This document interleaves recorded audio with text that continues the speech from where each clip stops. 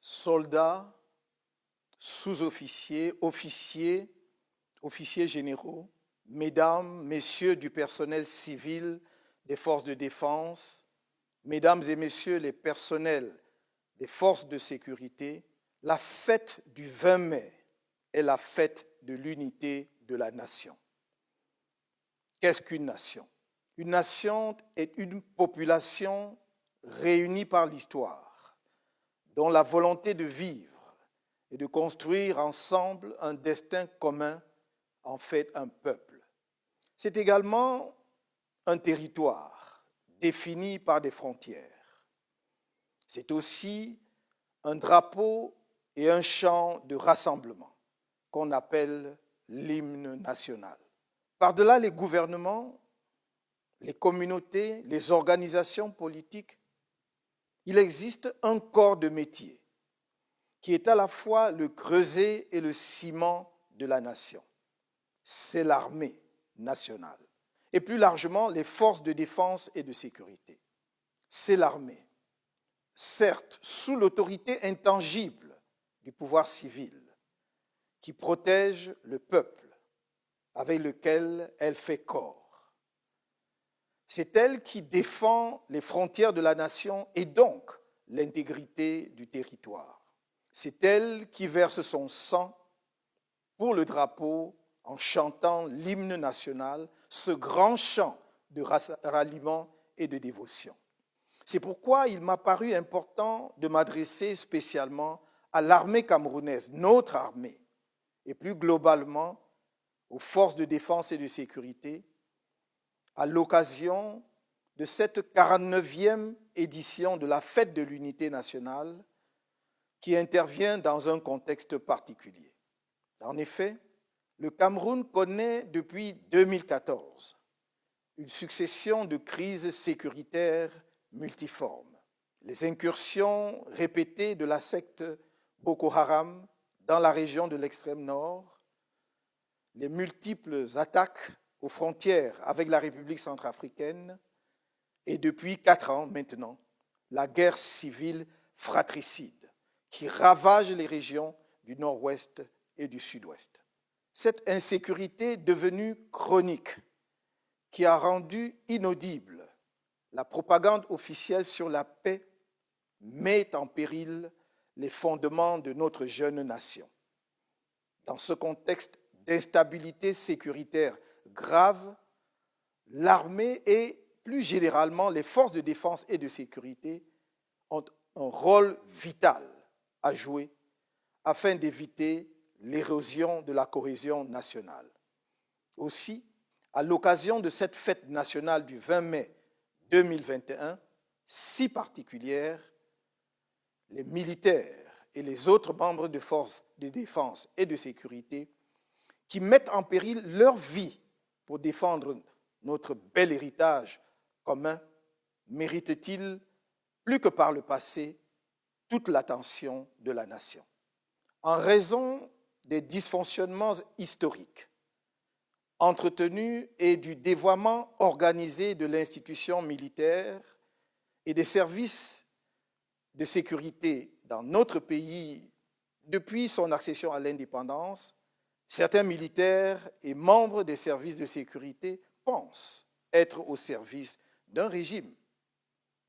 Ce détournement politique organisé de l'institution militaire et des services de sécurité de leur objet essentiel a fini par installer l'idée fausse selon laquelle les membres des forces de défense et de sécurité doivent loyauté et fidélité à une personne, plutôt qu'à la Constitution, aux institutions de la République et à la nation dont ils sont l'émanation. Dans mon programme électoral, lors de la campagne présidentielle d'octobre 2018, j'avais esquissé quelques grands axes pour la réforme, la modernisation et la professionnalisation de notre armée. Ces axes reposent sur la définition d'une politique de défense et de sécurité nationale modulable en fonction des défis nationaux et internationaux ainsi que des enjeux géopolitiques et géostratégiques du pays. La politique de défense et de sécurité nationale est le cadre où doivent être fixées les orientations stratégiques des actions militaires, civilo-militaires, économiques et particulièrement industrielles de la nation.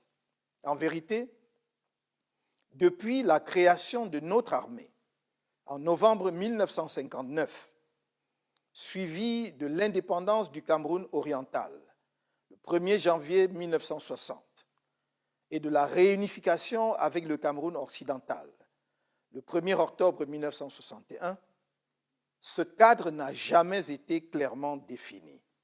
Les difficultés structurelles qui touchent les points vitaux de la nation ne sont que les conséquences directes de ce déficit organisé de débat citoyen et démocratique fondamental. C'est dans ce contexte que, malgré les évolutions, tant au niveau national qu'international, le gouvernement s'accommode encore de la loi de 1967, pourtant caduque, portant Organisation générale de la défense.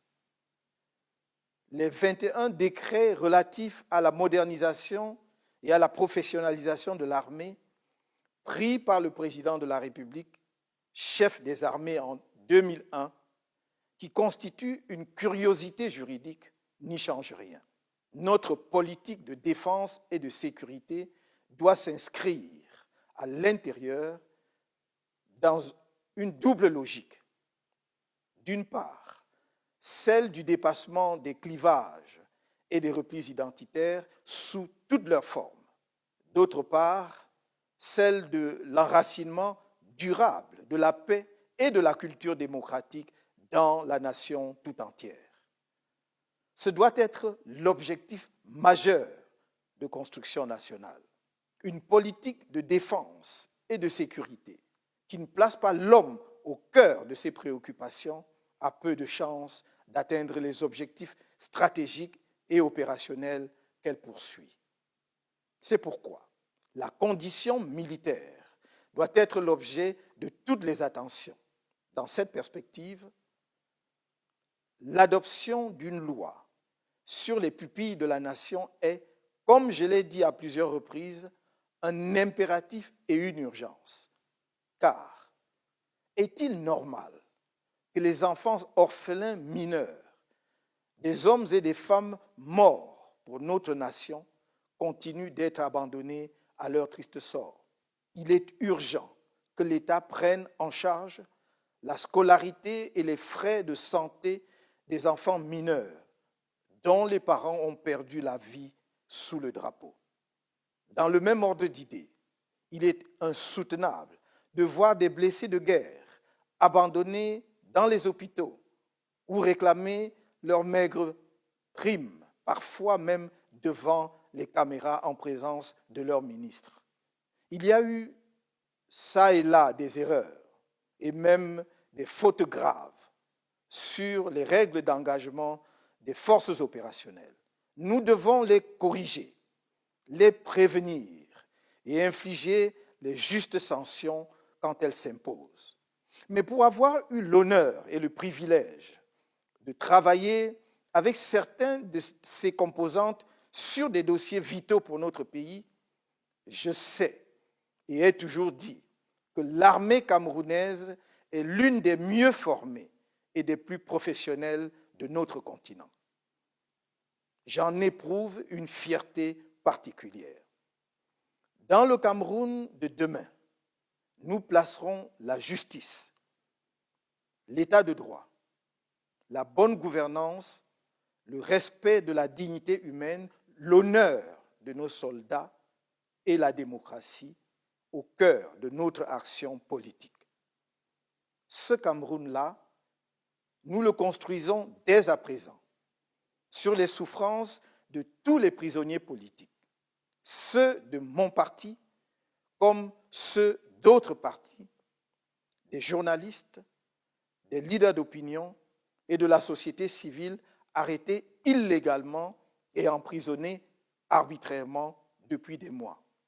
J'ai à cœur de doter notre pays des capacités stratégiques, opérationnelles et humaines susceptibles de lui permettre de faire face à ces nombreux défis sécuritaires. Cependant, le cap de la mutation profonde ainsi fixé à notre système de défense et de sécurité a pour précondition la confiance de la nation en son armée et en ses services de sécurité.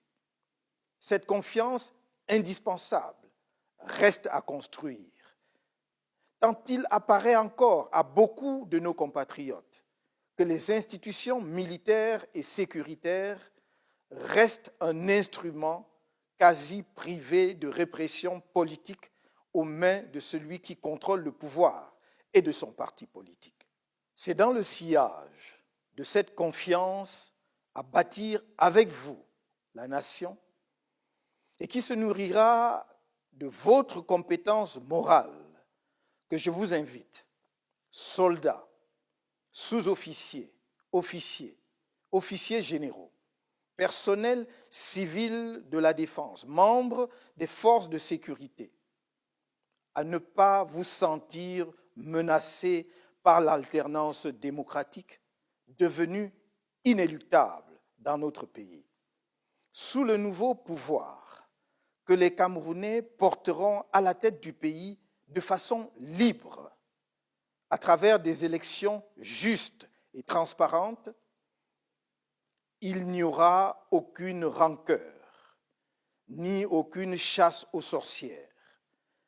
Car l'histoire nous enseigne que les nations se bâtissent avec des tâtonnements et des erreurs, et que les désirs de revanche sont les terreaux de la haine et des vengeances recommencées. Ce nouveau pouvoir qu'une majorité écrasante de Camerounais appelle de tous ses voeux sera la conséquence logique du dialogue inclusif par lequel nous trouverons ensemble, en tant qu'enfants d'un même pays, une solution pacifique durable aux conflits armés dans les régions du Nord-Ouest et du Sud-Ouest et l'émanation du libre choix des Camerounais sur la base d'une réforme consensuelle du système électoral.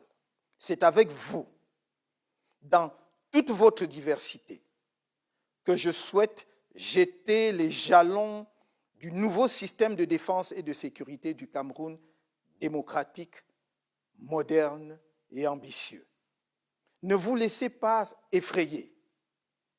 Ayez foi en notre volonté commune de travailler pour assurer à nos enfants, nos petits-enfants et aux générations qui suivront un avenir meilleur. Soldats, sous-officiers, officiers, officiers généraux, mesdames et messieurs du personnel civil, des forces de défense, membres des forces de sécurité, vous pouvez me croire. Je me tiendrai toujours à vos côtés quand il s'agira de défendre le Cameroun. C'est le serment d'un patriote. Vive la nation camerounaise.